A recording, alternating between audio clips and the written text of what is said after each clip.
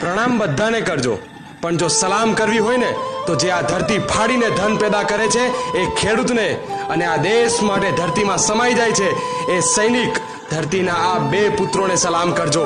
ઉપર વાળો પણ ખુશ થશે.